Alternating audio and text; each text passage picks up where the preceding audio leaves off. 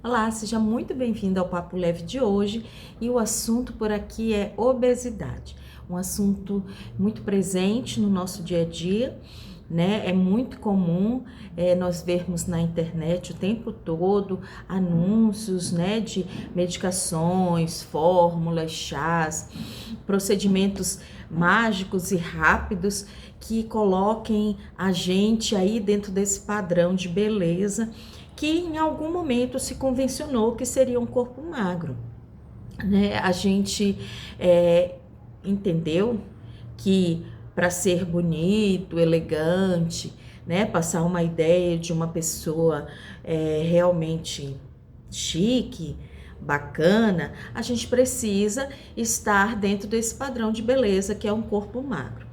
Mas independente desse preconceito, né, de que as pessoas magras são bonitas, a gente vai aqui identificar algumas causas, né, que podem nos levar a ter peso a mais do que a gente deveria. Até que ponto a obesidade ela tá te causando algum mal e está refletindo alguma dificuldade que você possa ter. Então, seja bem-vindo ao Papo Leve. Se você gosta de acompanhar a gente aqui, curte e encaminha aí o vídeo para os amigos, tá bom? Bem, segundo as pesquisas, né, de saúde, ou a pesquisa nacional de saúde que foi realizada agora, recente, em 2020, mais de 60% dos brasileiros estão obesos. Isso significa bem mais que a metade dos brasileiros. E sem desconsiderar, né, as questões sociais e financeiras que são muito importantes, né, porque os alimentos mais açucarados, mais cheios de conservantes, eles são mais palatáveis, mais gostosos e muito mais baratos. Sem desconsiderar essa questão, a gente precisa refletir por que existem tantas pessoas obesas, se a gente já entendeu, se todas as pessoas entenderam que ser magro é bacana, né? Ser magro é legal, é socialmente aceitável, é socialmente estimulado. Então, se eu, você, todo mundo sabe que ser magro é legal, por que a gente não consegue? Por que algumas pessoas conseguem ficar magras, se manter magras e outras não? Primeiramente, eu queria dizer que não é só o alimento que engorda, não é só o alimento que é responsável pelo sobrepeso e obesidade. Outros fatores, como a genética, né, disfunções hormonais, também são importantes. E por isso é importante que nessa busca pelo emagrecimento tenha a visão de vários profissionais, sejam vistos por vários especialistas, né? O médico, a nutricionista, né? O psicólogo também, o educador físico, personal, enfim. É uma equipe multiprofissional que deve auxiliar esse processo de emagrecimento. Mas, puxando a sardinha aqui, né, para nossa área, nós vamos falar um pouquinho sobre os fatores ambientais e emocionais envolvidos nesse processo da obesidade. Primeiramente, é inegável a gente verificar que a sociedade na qual nós estamos inseridos é uma sociedade muito adoecida psiquicamente. Hoje as pessoas, elas não lidam bem com a frustração. É comum a gente ver isso, infelizmente, nos noticiários, né? As pessoas tomando atitudes extremas frente a pequenas frustrações, pelo simples fato de não saber lidar com isso. E também é nítido a procura pela satisfação imediata. Hoje as pessoas elas têm dificuldade em adiar a satisfação em prol de algo, né, mais duradouro. A maioria das pessoas elas precisam ter uma sensação de prazer instantânea e é o que leva boa parte da sociedade a comportamentos de vício, a comportamentos compulsivos mesmo.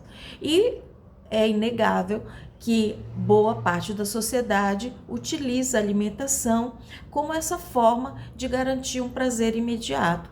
É muito mais fácil, né? E é muito mais rápido.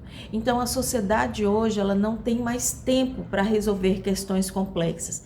Então, se eu tenho uma dificuldade emocional e que de alguma maneira eu estou descontando, disfarçando isso através da minha alimentação, isso é uma coisa que vai exigir de mim disciplina, frustração, e vai gastar muito meu tempo. Então eu não estou disponível para isso. E é comum as pessoas acessarem as vias de prazer muito mais rápido. Isso é uma característica social do ambiente no qual a gente está inserido. Mas aprofundando mais um pouquinho e vindo para essa área emocional, eu quero trazer alguns pontos que eu coloquei aqui como pontos importantes para a gente refletir, né? O primeiro é que se eu não identifico que há um problema, não tenho por que me preocupar em resolvê-lo, certo? Então, quando você pensa em emagrecer, você pensa em emagrecer por quê? Porque isso é um problema? E é um problema em que sentido? É um problema físico, tá te limitando, tá dificultando a sua vida, as suas atividades, ou tá dificultando seus relacionamentos. Existe realmente um problema físico em você. Você percebe através dos seus parentes, das pessoas que convivem com você, que esse comportamento seu, né, frente à alimentação, ele vai te trazer danos futuros, né, doenças associadas, pela observação que você tem de outros casos na família, ou você desconsidera isso como um problema, né, que de repente é só uma coisa sem importância, de repente você está querendo emagrecer um pouquinho para se apresentar melhor aí nas férias, mas que isso na verdade não é um problema. Se você não encarar de verdade o problema como problema, não tem como se engajar na solução, certo? Então, muitas pessoas ficam racionalizando frente ao problema, né? Isso não é um problema para mim, todas as pessoas são bonitas, e muitas vezes na questão da obesidade não é a beleza que está sendo questionada, né? Existem muitas pessoas bonitas de todas as maneiras, né? Gordas, magras, altas, baixas, enfim. A beleza não está diretamente relacionada. O segundo aqui, ponto importante que eu coloquei eu desejo emagrecer ou ser emagrecido, né? Que questão mais óbvia, né? O emagrecer, ele envolve um processo, ele envolve uma autorresponsabilidade.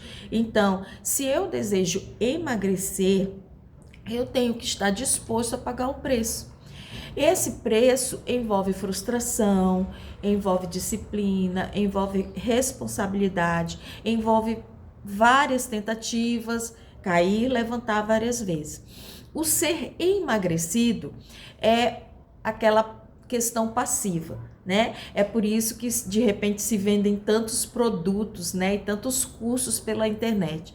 Porque o ser emagrecido, ele te coloca numa posição passiva, onde você não se responsabiliza por isso. E se não der certo, a culpa é da nutricionista, a culpa é do personal trainer, é daquele remédio que não foi legal, é daquele médico, enfim, é da outra pessoa, que é uma tendência desde sempre da humanidade, né? De colocar a culpa no outro, a responsabilidade no outro.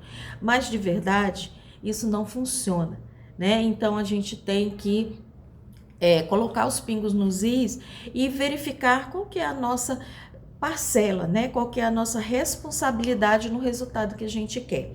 O terceiro ponto que eu coloquei aqui são os ganhos secundários. Isso é um assunto bem profundo, muito importante, né? Que de repente, mais para frente, a gente pode fazer outros vídeos. As pessoas acima do peso, normalmente, são pessoas muito alegres, muito carinhosas, muito fofas, né? E de repente, esse formato corporal, isso é atrativo em alguns grupos.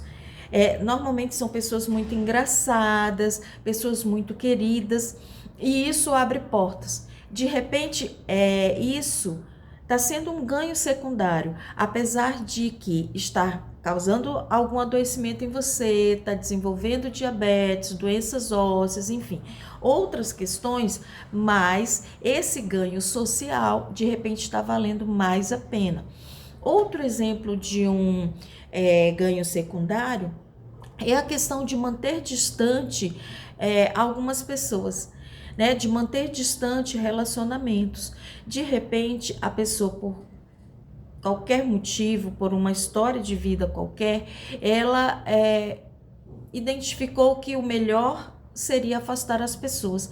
E seja qual for o motivo disso, é um assunto que precisa ser resolvido, né? Utilizar o seu corpo, muitas vezes maltratando o seu corpo para manter outras pessoas afastadas, não é um caminho que vai resolver o seu problema. Então, a obesidade utilizada para afastar pessoas também é uma situação que precisa ser resolvida. Para finalizar, eu coloquei aqui as nossas crenças, tudo aquilo que a gente tem de profundo ali na nossa cabeça, né? As nossas crenças, elas são formadas durante o nosso desenvolvimento. Muito cedo nós temos percepções que vão sendo introjetadas. E muitas vezes nesse desenvolvimento, o bebê, ele tem passado por momentos de privação, né? Onde de repente ele não foi alimentado na hora certa, no momento certo, pelas mais diversas situações, né? E de repente alguma crença aí na sua cabeça faz você querer estocar alimento.